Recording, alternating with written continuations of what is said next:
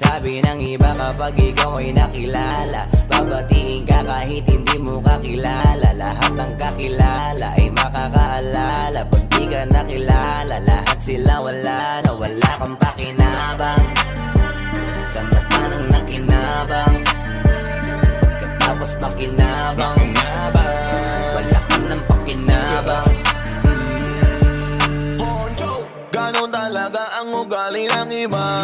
Minsan ay mabait kapag kailangan ka, pero kapag nagkulang ka lang, halos tabunan ka ng masasakit ng mga salita. Marami na akong nakilalang sa'king nakinabang. Kapag walang wala ka na, di ka nila kailangan. Anong pag-uusapan, wala namang tariyangan. Di ka dapat